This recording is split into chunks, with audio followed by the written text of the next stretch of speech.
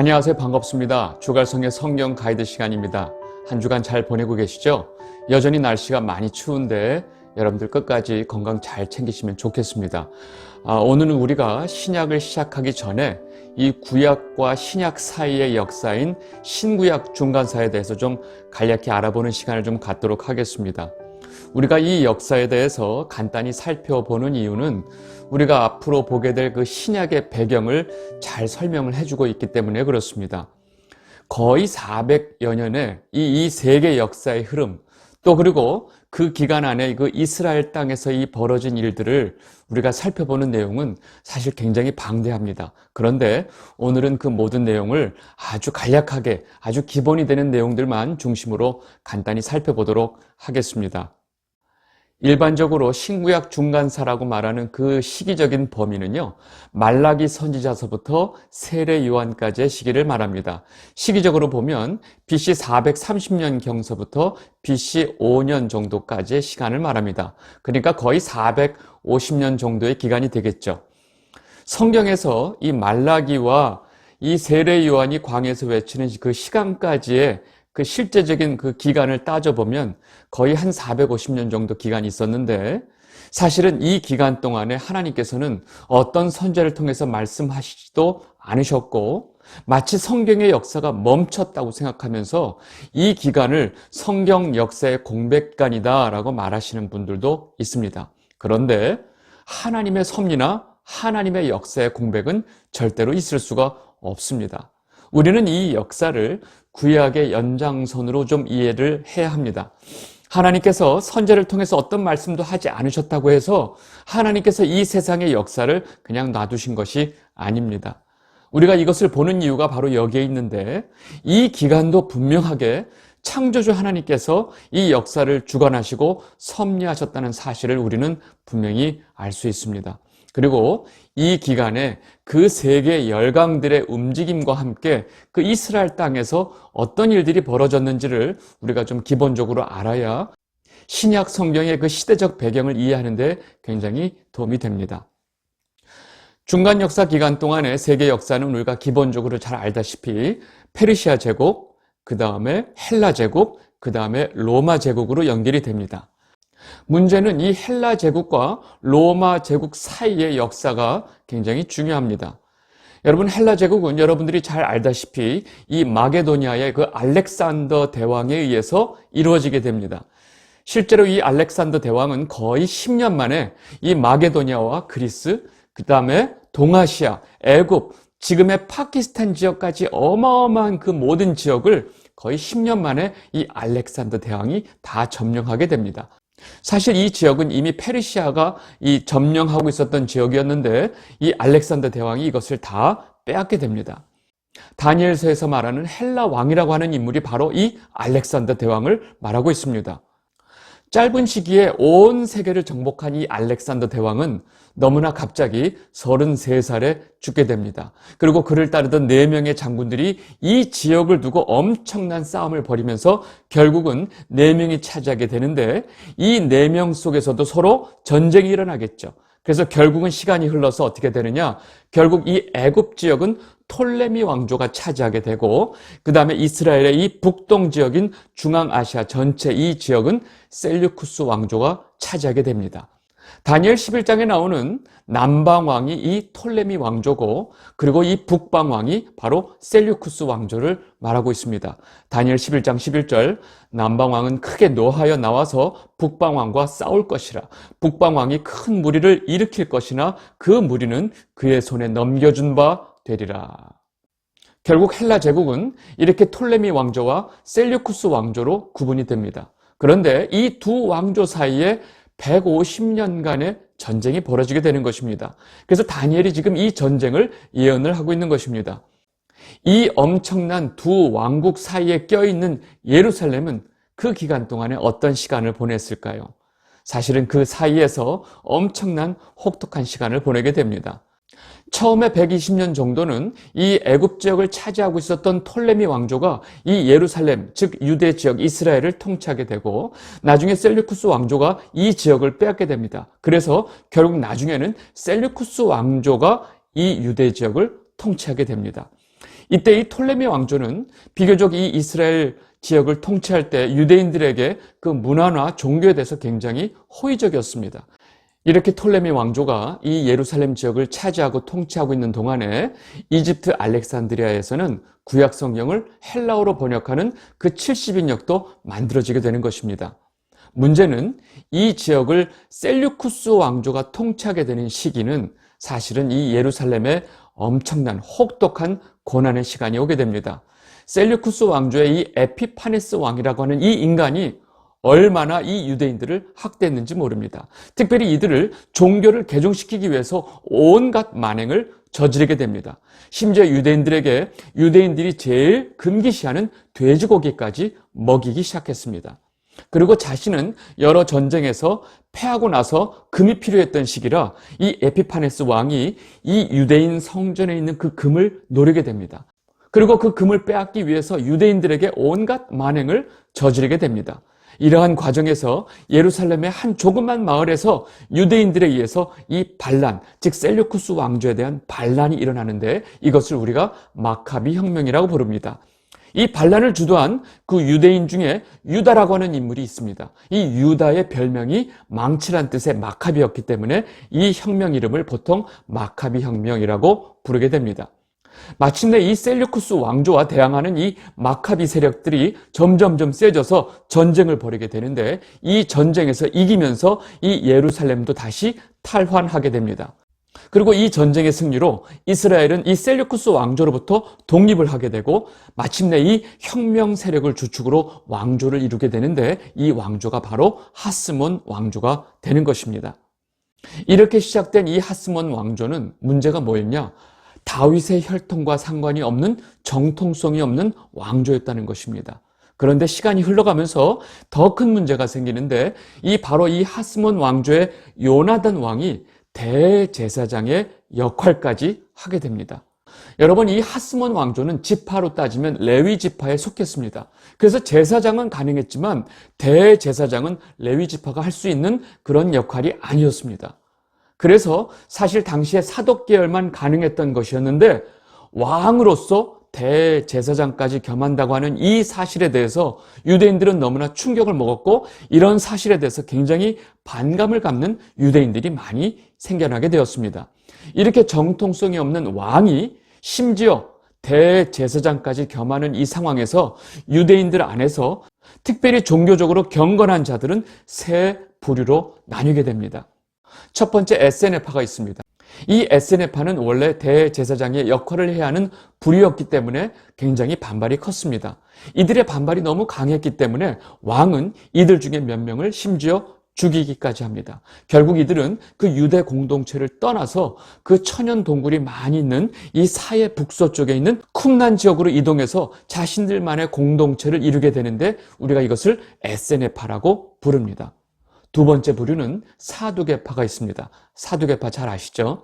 이 사두개파는 이 왕이 대제사장까지 겸하는 일에 대해서 이 에세네파는 극렬히 반대한 데 비해서 이 사두개파는 정반대로 너무나 적극적으로 동의하면서 지지했던 파가 바로 이 사두개파입니다. 이들은 사실 이렇게 왕이 하는 일에 적극적으로 동참하다 보니까 왕의 힘을 뒤에 업고 이 성전과 제사에 관련된 모든 이권, 특권을 챙기게 되면서 엄청난 종교적인 권력과 부를 챙기게 됩니다.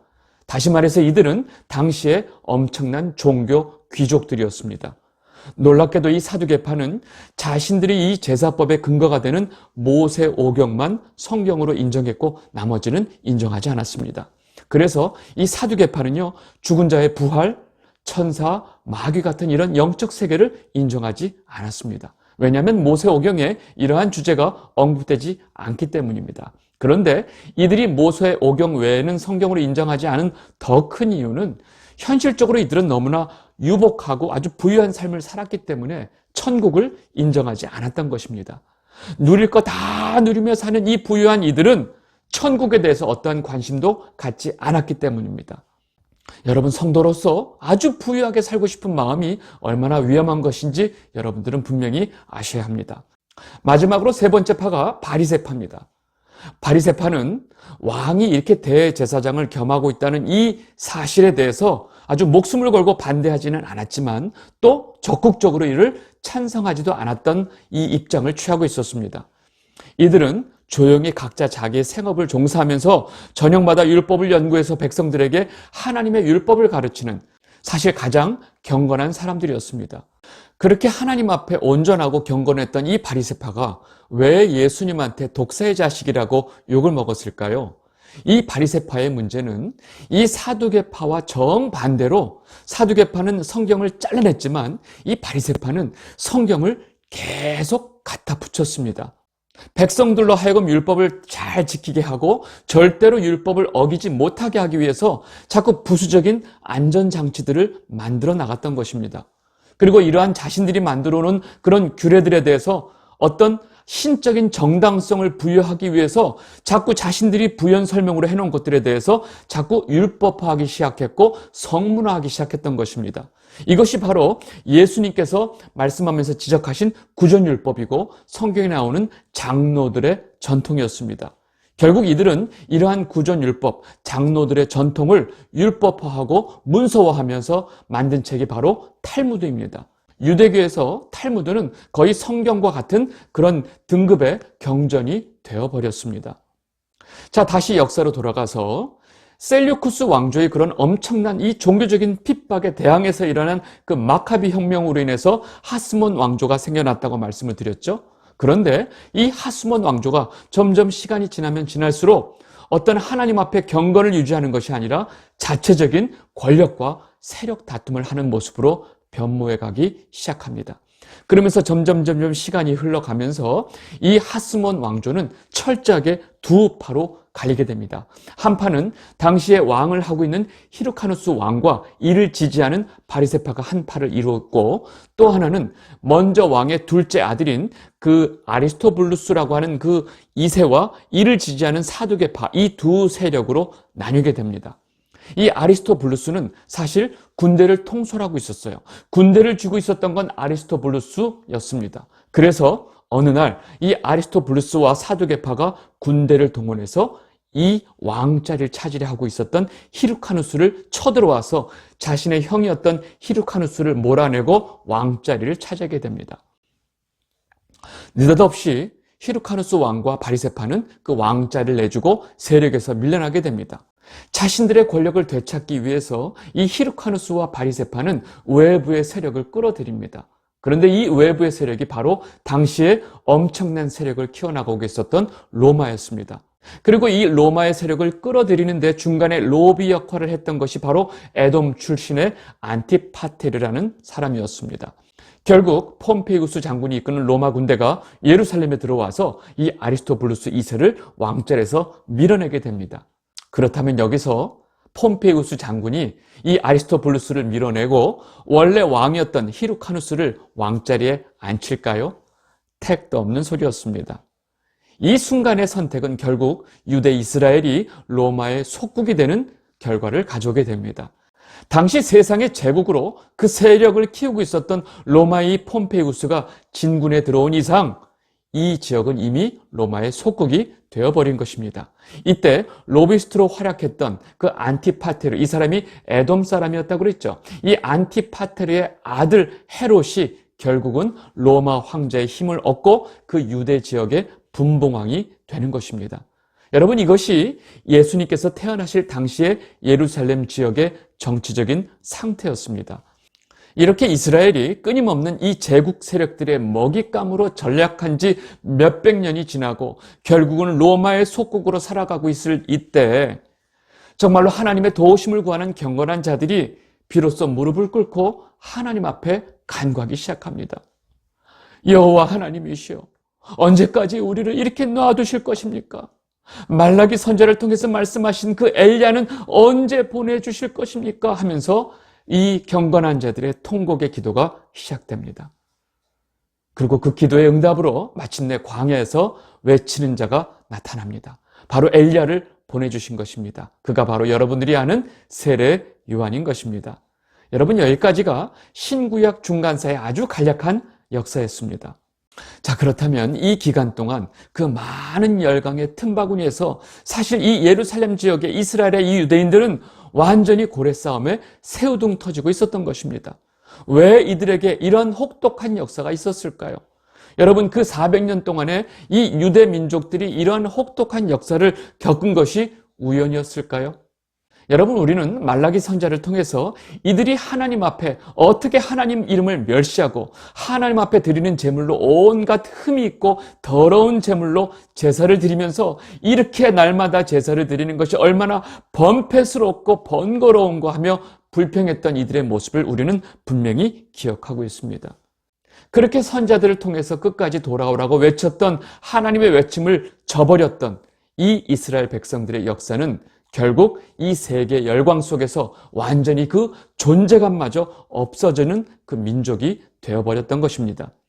그러나 그 기간 동안 이 유대 민족을 내버려 두고 하나님께서 가만히 계셨던 것은 아닙니다. 하나님께서는 오래전에 이미 약속하신 그 메시아에 대한 언약을 신실하게 준비하고 계셨고 예수 그리스도의 복음이 전 세계로 퍼져나갈 수 있는 준비를 하고 계셨던 것입니다. 하나님께서 이 기간 동안에 예수 그리스도의 복음이 전파되기 위해서 어떤 일을 하셨는지 보겠습니다. 첫 번째로는요, 디아스포라 유대인들에 의해서 각 이방 땅에 많이 회당들이 세워졌습니다. 두 번째는 이 알렉산더 대왕이 점령한 모든 지역에 헬라어를 보급하게 됩니다. 세 번째는 이 톨레미 왕조에 의해서 아까도 말씀드렸지만 구약 성경이 헬라어로 번역이 됩니다. 우리는 이것을 흔히 70인역이라고 부릅니다. 그리고 네 번째로 이 로마 제국이 건설했던 엄청난 로마의 그 도로들, 이것이 나중에 복음 전파에 엄청난 도움이 된다는 사실입니다. 지금 말씀드린 이 네 가지 사실을 좀 차분히 보겠습니다. 예수 그리스도의 복음이 이방인들 사이에서 빨리 전파되기 위해서 가장 중요한 역할을 했던 것이 바로 유대인들이 각 이방 지역에 세웠던 회당이었습니다. 주전 720여 년에 아수르에 의해서 북이스라엘이 멸망하게 되고 그 많은 유대인들이 또 다른 나라로 다 흩어지게 되죠.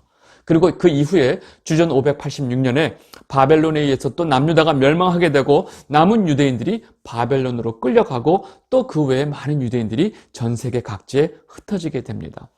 이러한 역사 속에서 사방으로 흩어진 유대인들이 자기가 살고 있는 그 지역에서 소규모 공동체를 이루는데 이것을 우리가 흔히 디아스포라라고 부릅니다.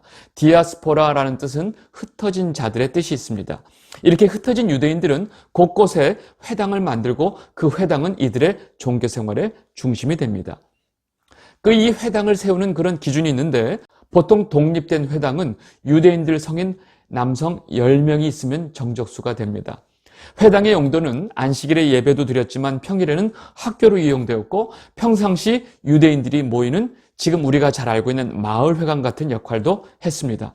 이렇게 예루살렘과 세계 곳곳에 세워진 이 회당은 예수님께서 말씀을 전하실 때도 굉장히 유용한 장소였습니다. 마가복음 1장 21절입니다.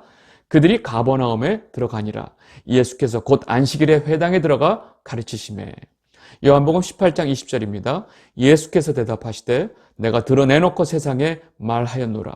모든 유대인들이 모이는 회당과 성전에서 항상 가르쳤고 은밀하게는 아무것도 말하지 아니하였거늘.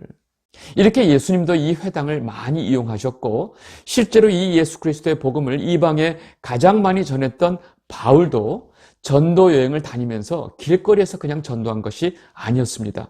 바울이 방문한 지역에 어디를 가든지 이 디아스포라 유대인들이 이미 만들어 놓은 회당이 있었습니다. 바울은 바로 이 회당을 이용해서 가장 복음을 잘 전파했던 사람입니다. 사도행전 13장 5절입니다. 살라미에 이르러 하나님의 말씀을 유대인의 여러 회당에서 전할세 요한을 수행원으로 두었더라. 사도행전 14장 1절입니다. 이에 이고니온에서 두 사도가 함께 유대인의 회당에 들어가 말하니 유대와 헬라의 허다한 무리가 믿더라.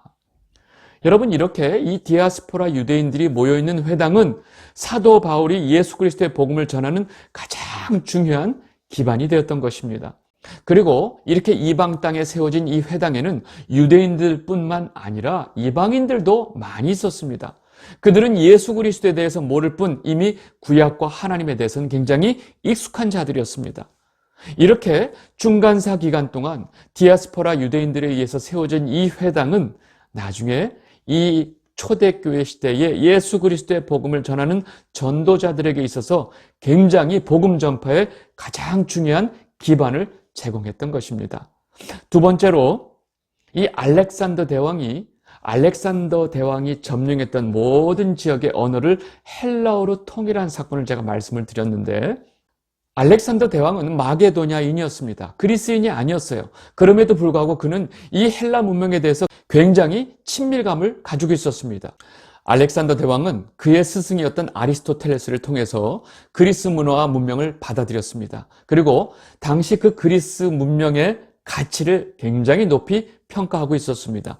그런 알렉산더 대왕이 정복하는 모든 나라와 지역에서는 헬라어가 공용어가 되었고, 이것은 나중에 이 복음 전파에 엄청난 유익을 가져다 주었습니다. 만약에 알렉산더 대왕에 의해서 당시 그 많은 지역의 언어가 헬라어로 통일이 되지 않았다면 초대교회의 그 선교와 전도는 엄청난 시간과 노력이 필요했을 것입니다. 그런데 이미 알렉산더 대왕을 통해서 그 모든 지역의 헬라어로 언어가 통일되었기 때문에 초대교회 그 복음을 전파하는 전도자들은 이 언어의 장벽을 깨기 위해서 수십 년간 수고를 할 필요가 없었다는 것입니다. 그리고 알렉산더 대왕이 죽은 이후에 톨레미 왕조가 주전 323년에서 198년까지 유대인들을 지배하게 됩니다. 이 시기에 톨레미 왕조는 유대인들의 이 히브리어로 된 구약 성경을 헬라어로 번역하는 작업을 하게 됩니다. 보통 우리가 이 번역본을 70인역이라고 부르는데 실제로 번역자의 수는 72명이었습니다. 이스라엘의 각 지파에서, 즉 6명씩 12지파에서 학자들을 뽑아서 이 72명을 가지고 번역을 했는데, 나중에 이제 이 72란 숫자보다는 70인역으로 불려지게 됩니다. 이렇게 톨레미 왕조에 의해서 구약 성경이 헬라어로 번역이 된 것은 사실 온전히 하나님의 섭리였습니다. 여러분, 초대교회 성도들은 70인역을 통해서 성경을 읽을 수 있었습니다. 사실 초대교회 성도들 대다수가 이방인이었고 히브리어를 알 수가 없었습니다. 사실 유대인들도 특별히 교육을 받은 사람들 외에는 히브리어 성경을 읽을 수가 없었습니다. 그래서 이 신약 시대에 예루살렘에서도 사용하는 언어가 아람어하고 헬라어였기 때문에 당시에 모든 설교를 할 때 이 구약의 모든 내용들을 헬라어로 설교하고 가르치는데 이 70인역이 다 사용이 되었던 것입니다. 그리고 이 70인역 번역본의 가장 큰 역할은 바로 뭐였냐? 당시에 신약 성경을 썼던 성경 기자들이 구약 성경을 인용할 때 아무런 갈등이 없었다는 사실입니다. 제가 지금 말씀드린 것이 바로 이 70인역이 얼마나 중요한지를 제가 설명을 하고 있는 것입니다. 그리고 마지막으로 초대교회 시대에 예수 그리스도의 복음 전파를 위해서 이 중간사 기간 동안 하나님께서 행하신 가장 중요한 일 중에 하나가 바로 이 로마 제국에 의한 정치적인 안정이었습니다. 주후 1세기, 2세기를 보통 세계사에서 팍스 로마나라고 말을 합니다. 이것은 로마의 평화시대라고 부르는데, 당시 지중해 전체를 다스리던 로마의 법률과 이 도로 건설 기술은 엄청난 수준이었습니다. 로마 제국은 자신이 다스리고 있는 모든 통치하는 각 지역에서 거둔 세금들, 그리고 각 지역에서 나는 그런 특산물을 운송하기 위해서 마차가 지나갈 수 있는 모든 도로를 다 건설을 했습니다. 당시는 치안이 안전하지 않았기 때문에 도로 중간에 약탈자들, 강도들이 많았습니다.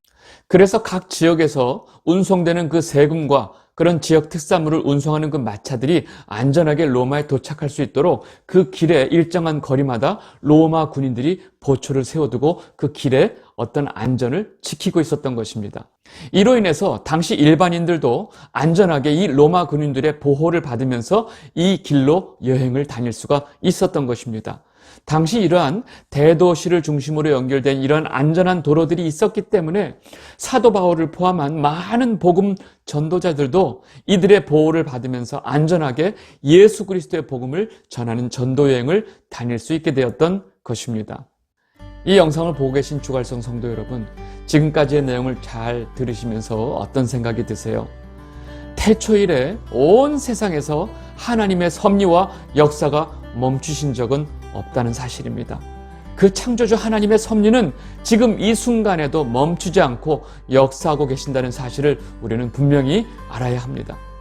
지금 이 세상이 아무리 비정상적으로 돌아가고 이 세상의 모든 악한 세력들이 모든 힘을 가지고 있는 것처럼 보일지라도 결국 이 모든 인류의 역사는 하나님의 섭리 아래에 있고 하나님의 손에 있고 하나님의 백성들은 하나님께서 그 모든 위험 속에서 직접 챙기시고 보호하고 계신다는 사실을 우리는 분명히 알아야 한다는 것입니다.